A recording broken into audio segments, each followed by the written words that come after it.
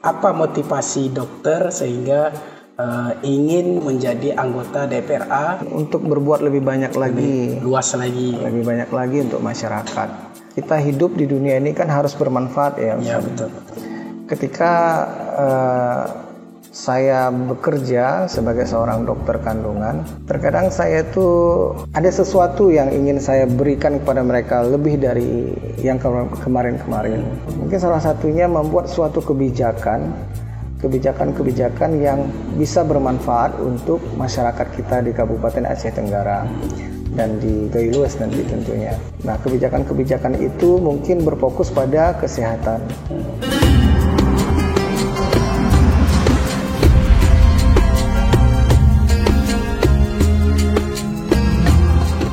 Assalamualaikum warahmatullahi wabarakatuh. Jumpa lagi kita di channel yang berkah ini, Sahdari Official, dalam acara Cerba Sahdari, yaitu cerita bareng Sahdari.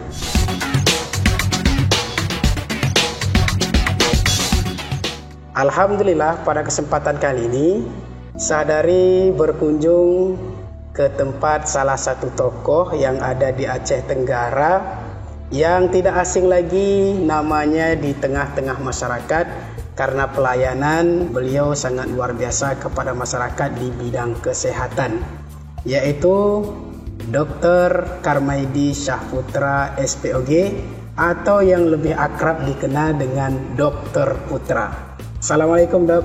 Waalaikumsalam warahmatullahi wabarakatuh. Bagaimana kabarnya nih, Dok? Alhamdulillah sehat ini, Ustaz. Jadi kita ingin tahu juga nih, mungkin biografi singkat dari dokter, mungkin bisa diceritakan pengalamannya dari sejak kecil sampai menjadi seperti yang sekarang ini, Dok. Terima kasih, Ustaz. Jadi untuk biografinya, saya memang lahir asli Kota Cani. Saya lahir di Kota Cani Lama, di desa Kota Cani Lama, 14 Mei 1981. Ya. Orang tua saya asli dua-duanya di Kota Cani. Masa kecil saya sama seperti masa kecil anak-anak pada umumnya. Ya. Saya dibesarkan dari keluarga yang sederhana lah. Ya. Ayah saya itu pedagang, ya. Ibu pedagang. Ibu saya seorang guru SD. Guru SD di mana, Dok? SD Negeri 4 Kuta Pasir ya, Kuta Pasir, dan pindah ke SD Negeri 4 Simpang 4. Waktu saya sekolah SD, saya sempat berjualan juga di sekolah. Jualan apa tuh, Dok? Oh, macam-macam ya. Jadi kadang-kadang ibu saya itu membuat kue ya, membuat kue atau nanti membuat nasi bungkus ya. Nah, kemudian nanti saya bawa sekolah, nanti keluar main saya jual. Kadang ibu saya menjual es. Nanti di sekolah juga saya jual. Kemudian setelah SD saya melanjutkan pendidikan di SMP Negeri 1 Kota Cani.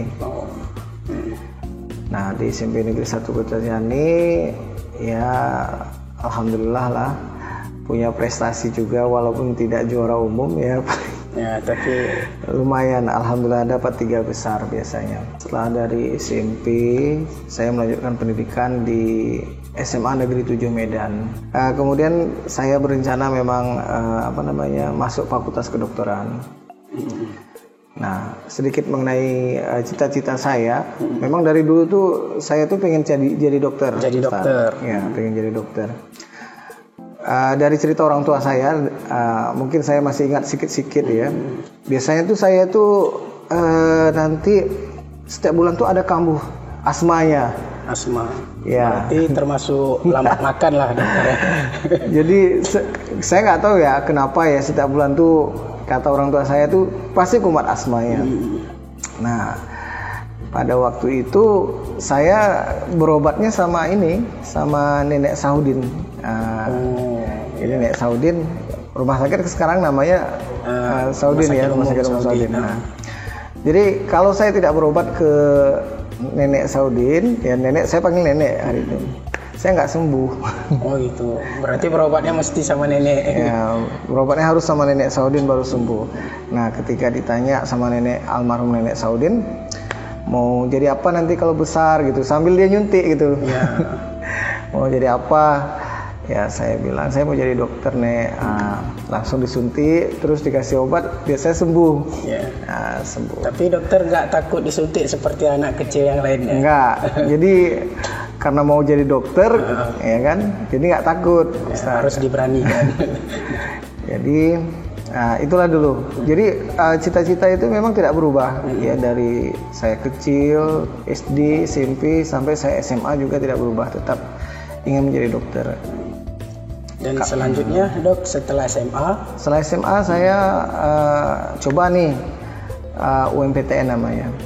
Nah saya coba UMPTN. Ternyata mungkin pada saat itu tidak berhasil di universitas negeri.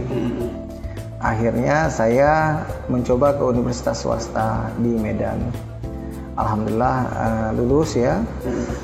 Setelah lulus di Fakultas Kedokteran ya seperti biasa,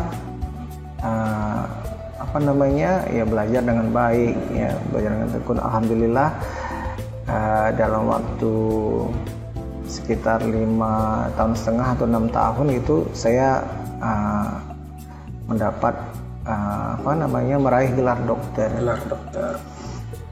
Kemudian setelah meraih gelar dokter, saya balik lagi ke Kabupaten Kota Candi dan bekerja di Rumah Sakit Umum Haji Saudin. Itu berapa tahun? Nah, di Rumah Sakit Umum Haji Saudin itu saya sejak 2002. Mulai dari bakti ya. Bakti belum PNS tuh, mulai dari bakti. Saya sempat ditanya itu, saya melamar pekerjaan di situ. Kebetulan direkturnya sempat bertanya sama saya, kalau kamu di sini bakti nggak dapat gaji mau nggak gitu kan? Gitu. Nggak apa-apa bang, ya, asalkan diizinkan. Nah, sekitar 1 tahun bekerja sebagai tenaga bakti, kami di PTT ya, zaman dulu ada namanya PTT. Jadi diterima PTT, tetap juga bekerja di rumah sakit umum ya. Kemudian setelah itu tahun 2005 atau 2006 kalau nggak salah saya, disitulah diterima sebagai PNS. Ya alhamdulillah PNS. Kemudian setelah PNS 2008 itu saya mencoba untuk sekolah lagi Ustadz. Sekolah lagi untuk melanjutkan pendidikan spesialis. Nah, pada saat itu juga saya bingung nih Ustadz, ya kan, dari mana uang, ya kan? Iya. Nah, saya tanya sama ayah saya, ya saya mau melanjutkan spesialis gitu ya, sama ibu saya juga gitu. Cuman ayah saya bilang ya sekolah aja, tapi ayah nggak bisa bantu gitu ya. Karena adikmu juga masih sekolah. Iya. Nah, itu saya rasanya ya harus berjuang ya. Kebetulan pada saat itu mungkin ada tawaran beasiswa Ustaz. Pada saat itu ada tawaran beasiswa, tapi syaratnya saya itu harus lulus dulu baru dapat beasiswanya. Lulus dari spesialis, lulus masuk ujiannya.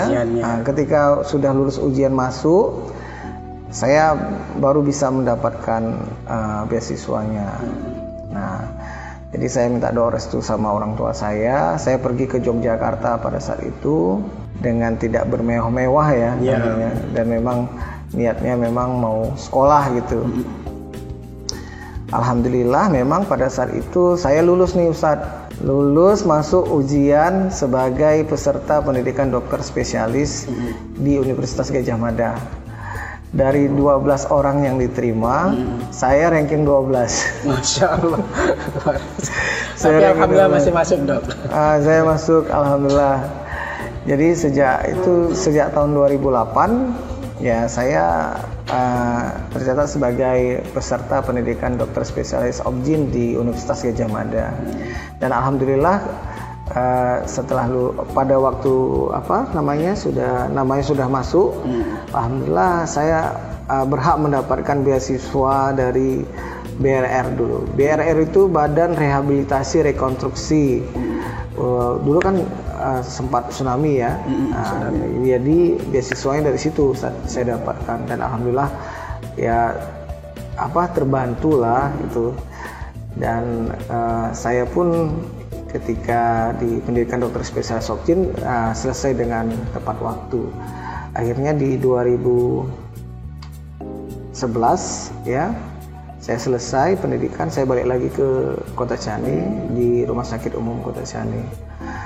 Kemudian 2015 saya sempat ke India ya, ikut fellowship, namanya fellowship minimal access surgery. Jadi ikut kursus laparoskopi di India. Kemudian di 2016 saya melanjutkan pendidikan lagi konsultan di Universitas Gadjah Mada, ambil pendidikan konsultan obstetrik ginekologi sosial. Kemudian selesai di 2018. Kemudian di 2020 saya sekolah lagi, ambil magister hukum. Dan ini selesai di 2022 kemarin. Dan ini juga saya sekarang sedang melanjutkan pendidikan sarjana hukum lagi. Jadi terus belajar ya, long life study, dan kebetulan ini memang pendidikannya agak di luar dari kesehatan. Di luar dari kesehatan, ya kan? Kesehatan.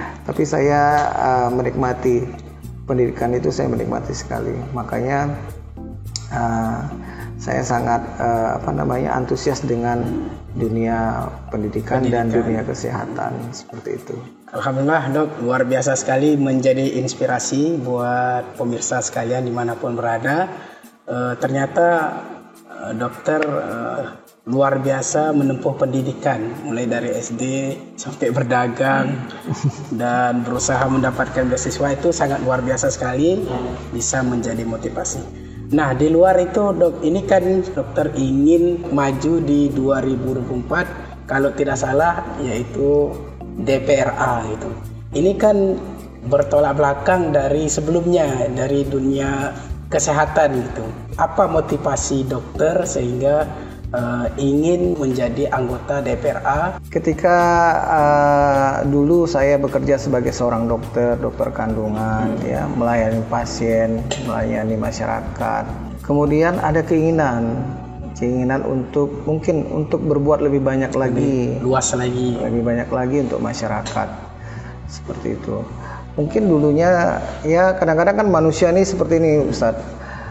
Mungkin dulunya dia kurang baik, dia akan menjadi lebih baik lagi, atau mungkin dulu dia baik dan ini akan menjadi lebih baik lagi. Mungkin prinsip saya ya, kita hidup di dunia ini kan harus bermanfaat ya Ustaz. Ya, betul. Ketika saya bekerja sebagai seorang dokter kandungan, terkadang saya tuh ada sesuatu yang ingin saya berikan kepada mereka lebih dari yang kemarin-kemarin, seperti itu.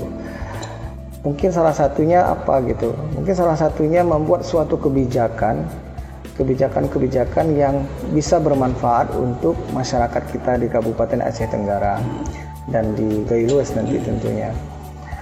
Nah, kebijakan-kebijakan itu mungkin berfokus pada kesehatan. Kenapa begitu? Karena saya ingin orang-orang yang duduk di sana nanti memang membawa misi kesehatan, gitu. Banyak sih sebenarnya, bisa saja bukan dokter yang di sana, tapi akan lebih baik lagi kalau misalnya kita atau saya sebagai seorang dokter yang mengetahui apa sebenarnya yang terjadi di lapangan, seperti itu. Mungkin dengan adanya dokter yang duduk di sana, mungkin fokus pembangunan ya, yang berfokus kepada dunia kesehatan mungkin lebih baik lagi. Kalau sekarang mungkin sudah baik, mungkin nanti akan lebih baik lagi. Nah, seperti itu. Jadi ada suatu keinginan seperti itu, Ustaz. Jadi berarti masih tetap juga membawa misi kesehatan, dokter ya? Iya, jika orang yang tepat ditempatkan pada posisinya, insya Allah akan lebih baik lagi ke depannya.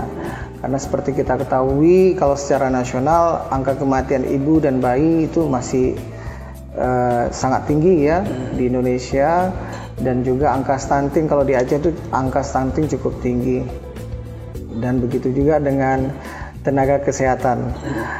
Ya, andaikan misalnya ada orang-orang yang mengerti akan hal ini di lapangan, akan lebih baik lagi nanti ketika misalnya membuat suatu kebijakan seperti itu. Jadi kenapa bisa tenaga kesehatan tidak sejahtera seperti itu? Apanya ya, apa penyebabnya, bagaimana nanti solusinya seperti itu? Atau mungkin dengan adanya kebijakan tenaga kesehatan seperti dokter, bidan, perawat bisa lebih disejahterakan. Saya yakin nanti ke depannya mungkin pelayanan kepada masyarakat lebih baik lagi. Biasanya itu berbanding lurus ya, berbanding lurus. Dan memang target saya yang pertama adalah menurunkan angka kematian ibu dan bayi. Kemudian yang kedua menurunkan angka stunting. Kemudian yang ketiga, saya berfokus kepada tenaga kesehatan. Tenaga kesehatan agar lebih sejahtera. Iya, seperti itu, Ustaz. Mudah-mudahan lah, Ustaz. Mungkin ada yang mau disampaikan kepada masyarakat, harapan dokter, karena yang namanya masuk ke dunia politik ini kan berbagai macam pendapat, warna dan lain sebagainya. Mungkin bisa dokter sampaikan. Ya, satu hal ya Ustadz, saya masuk ke ranah politik itu bukan, mohon maaf, bukan untuk mencari materi. Mohon maaf sekali. Saya kesana itu memang tujuannya memang untuk karena ada sesuatu yang ingin saya perjuangkan seperti itu. Mungkin mohon maaf ini Ustadz kalau ditanya berapa sih penghasilan dokter gitu ya, dokter spesialis kandungan, luar biasa ya, mohon maaf sekali ya, kalau kita berpikir ke sana mungkin tidak usah ya jadi politisi gitu ya, tidak usah ya, malah repot banyak yang diurus. Mungkin saya bekerja aja sebagai dokter kandungan udah lebih dari cukup, alhamdulillah seperti itu. Tapi memang keinginan saya itu untuk berjuang, ya, ada yang ingin saya perjuangkan. Nah, yang saya perjuangkan itu bukan perut saya, Ustaz. Iya. Yang saya perjuangkan itu adalah nasib banyak orang, gitu. Tenaga kesehatan. Kemudian yang ingin saya perjuangkan lagi adalah tingkat kesehatan masyarakat, gitu. Saya punya ide, gitu. Saya punya kemauan. Nah, di mana bisa saya salurkan? Mungkin bisa menyalurkannya ketika nanti saya duduk di parlemen seperti itu. Dan itulah memang yang tujuan saya, Ustadz. Jadi saya tidak bilang ini politik. Saya tidak mau fokus ini politik 100% saya. Karena kalau sudah masuk ke dunia politik, ya saya sudah tahu bagaimana itu politik sebenarnya. Tapi saya tetap menjadi orang yang punya prinsip dalam hal ini. Mungkin prinsipnya apa? Prinsipnya saya betul-betul memang ingin memperjuangkan memperjuangkan nasib, memperjuangkan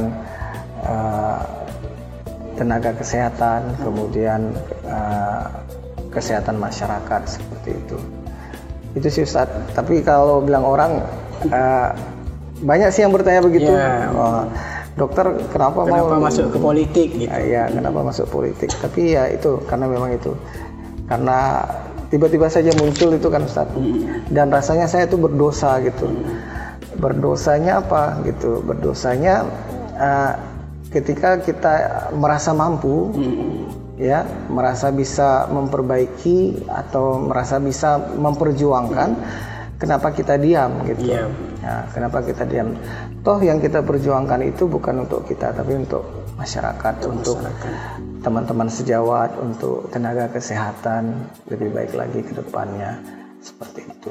Ya, tapi Pak Dokter kan sudah ambil resiko, salah satunya harus mundur dari PNS itu, Dokter. Ya, jadi untuk tidak menjadi seorang PNS lagi, ya, tidak menjadi seorang abdi negara lagi, memang perlu kemarin perlu keputusan yang matang ya. Saya coba konsultasi ke orang tua, ke keluarga, ke ibu, ke ayah, ke istri gitu ya. Ya, memang awal-awal memang adalah sedikit. Kenapa udah di posisi seperti ini kan, sebentar lagi begini begitu. Sudah punya rumah sakit sendiri lagi. Kenapa harus mengundurkan diri menjadi seorang PNS gitu? Kan posisinya juga bagus seperti itu, karirnya juga bagus. Tapi saya berprinsip begini, Ustadz. Saya harus berbuat lebih banyak lagi untuk masyarakat, untuk teman-teman saya, untuk teman-teman sejawat saya, untuk para bidan, perawat. Saya harus berjuang untuk mereka gitu. Karena isu mengenai kesehatan ya bukan hanya ada di Kabupaten Aceh Tenggara, tapi Indonesia. Nah, jadi saya berharaplah dengan munculnya saya, dan insya Allah kalau kedepannya dipercaya, memang saya ingin betul-betul berjuang untuk masyarakat dan teman-teman tenaga kesehatan seperti itu. Ya baik Dok, mungkin sudah panjang lebar kita berbincang-bincang, dan mudah-mudahan ini salah satu wadah supaya masyarakat lebih mengenal dokter lagi, sehingga tidak lagi banyak pertanyaan kenapa dokter keluar dari PNS, kemudian kenapa dokter masuk ke dunia politik. Mudah-mudahan lewat podcast kita ini sudah terjawab dan bisa menjadi pemikiran masyarakat bahwa ternyata tujuan daripada dokter itu sangat mulia, yaitu bagaimana supaya memberikan manfaat yang lebih luas lagi. Ya, terima kasih dokter atas waktunya. Ya baik pemirsa Sadari Official, mudah-mudahan kesempatan kali ini dapat menginspirasi kita, dan kita jumpa lagi di podcast berikutnya. Terima kasih. Wassalamualaikum warahmatullahi wabarakatuh.